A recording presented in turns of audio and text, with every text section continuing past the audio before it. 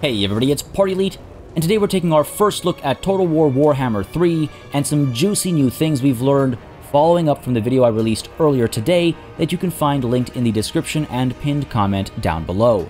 I just want to say thanks to the folks over at Creative Assembly before we dive in for including me in this event and getting me this early access so I can showcase the game to you. Just as a heads up, as we try to make things work under the massive shadow of Nurgle, you will hear a couple of system sounds and Discord blips from time to time. There's nothing that can be done about those. I've tried my best to silence them where possible, but a couple of them will have to sneak through, and for that I apologize. With that said, if you like what you see and you plan on picking the game up for yourself, you can grab it at the link I've put in the description and pinned comment down below to support the channel as you buy.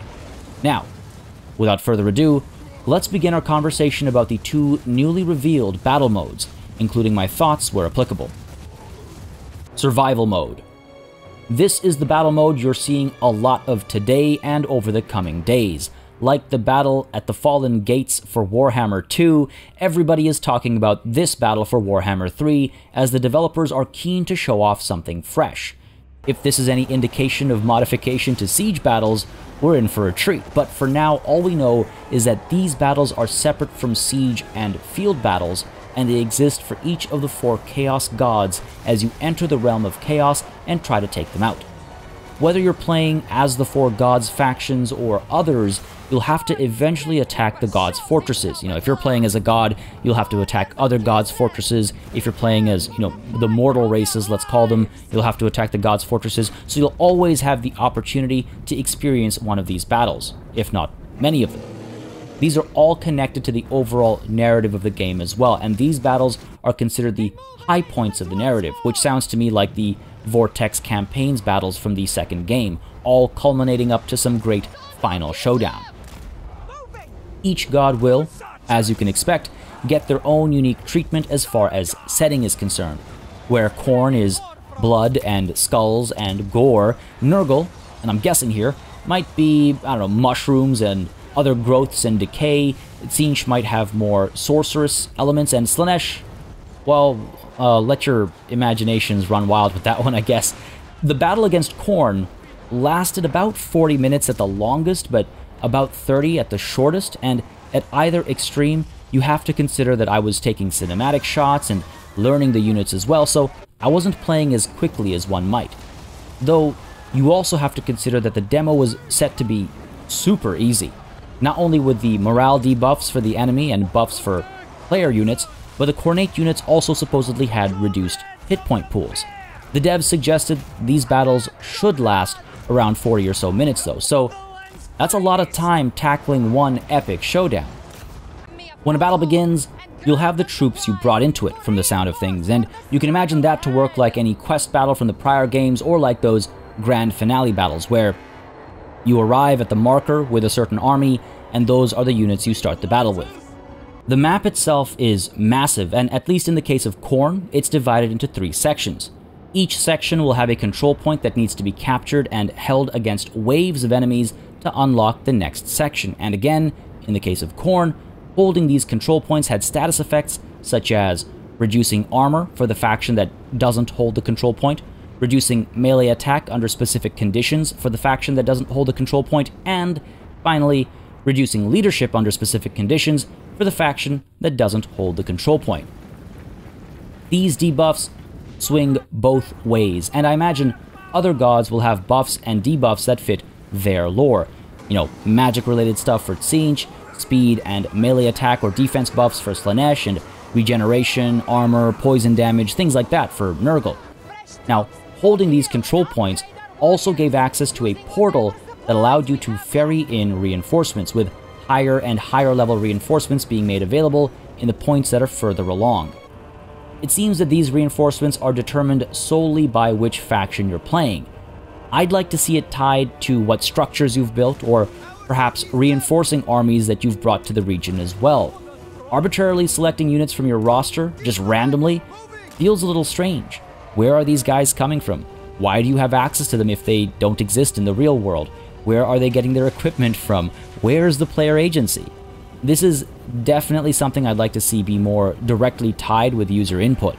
It also sounds like we'll be allowed to go over the 20 unit limit with these reinforcements, perhaps all the way up to 40? This was a question that came up, though we didn't get a concrete answer. It sounds like there's a big desire to make these epic onslaughts where countless troops need to get brought into the fray, which does sound pretty fantastic if that's the case.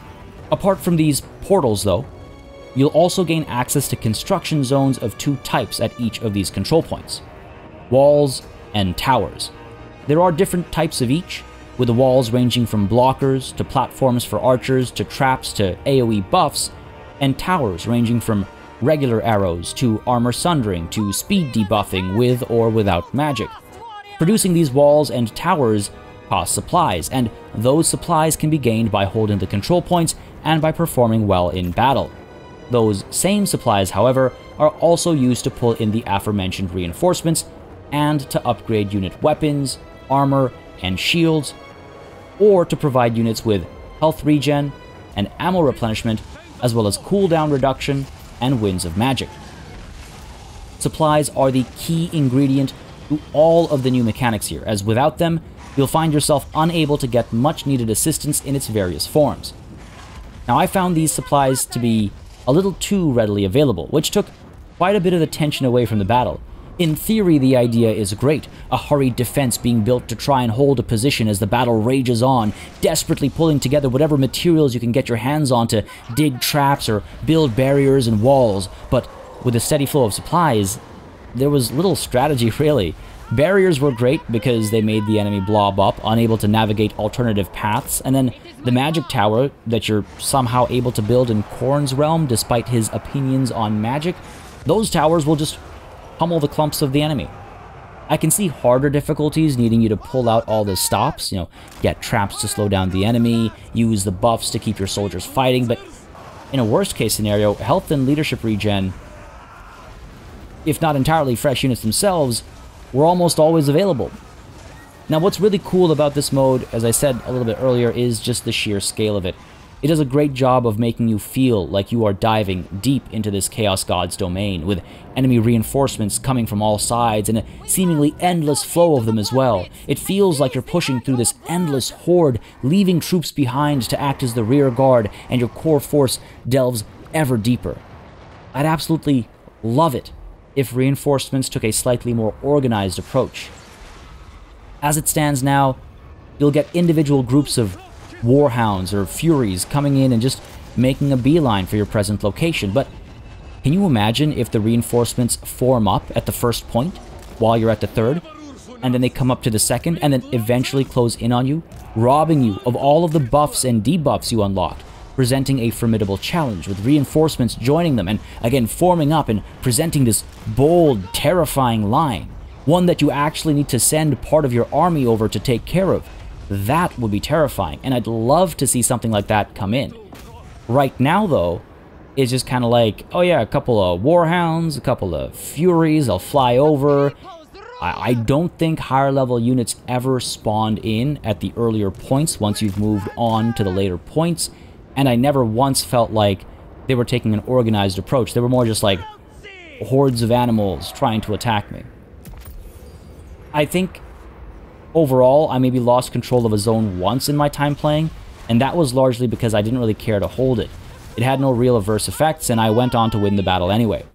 Anyway, after the 3 points are taken, and waves have been held off after the taking of each, you'll deal with the final boss, so to speak.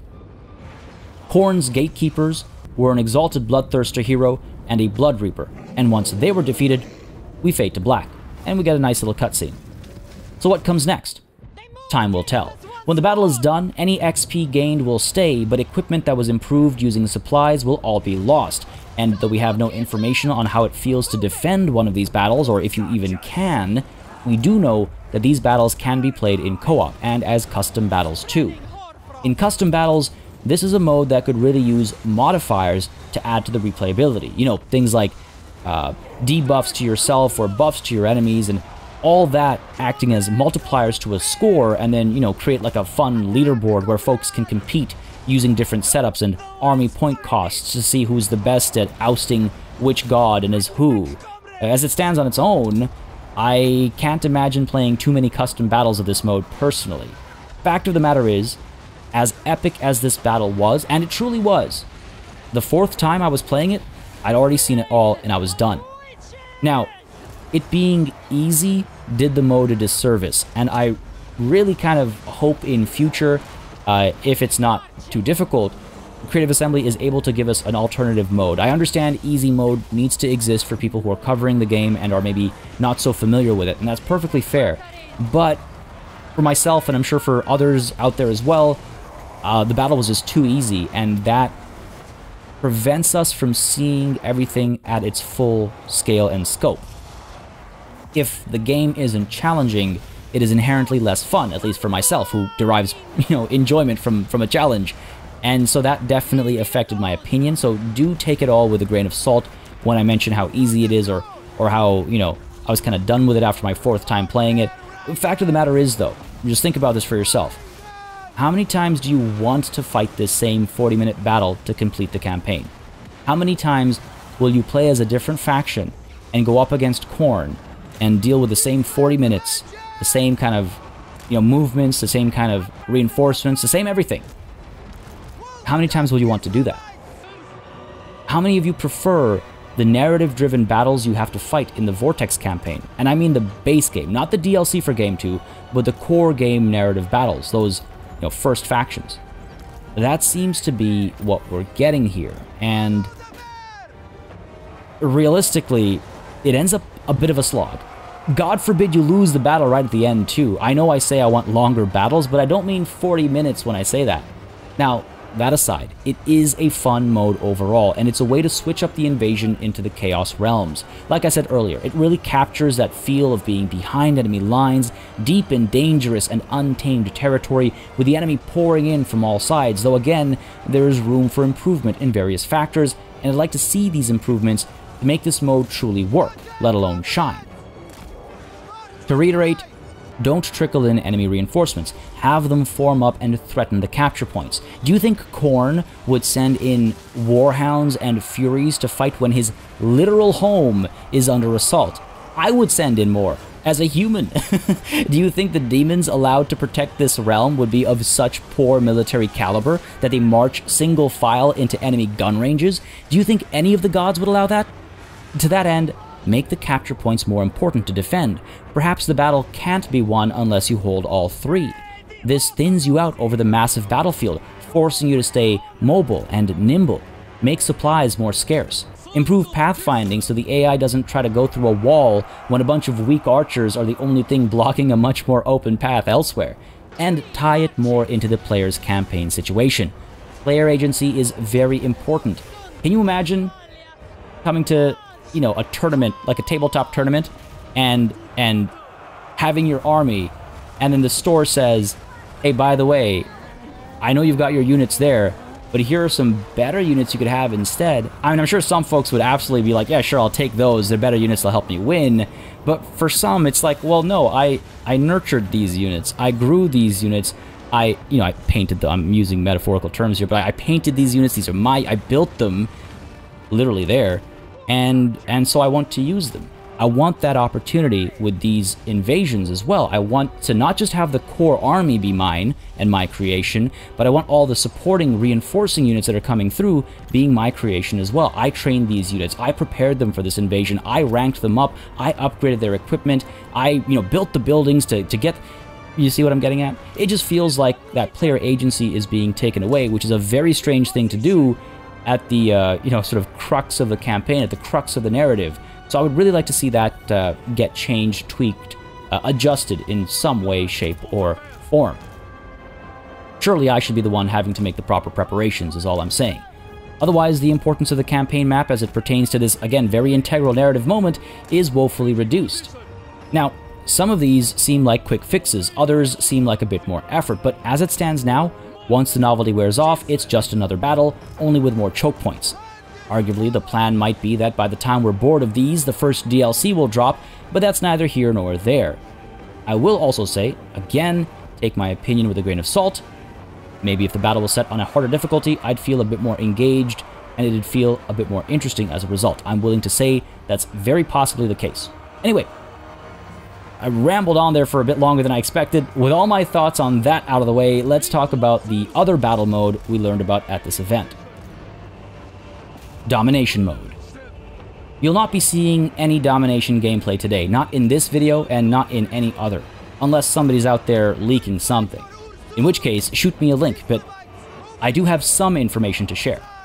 Domination mode was mentioned very briefly with a few details that are worth highlighting. As a multiplayer game mode, players will be pit against each other on a battlefield where they have to capture and hold control points, like the competitive multiplayer version of survival battles.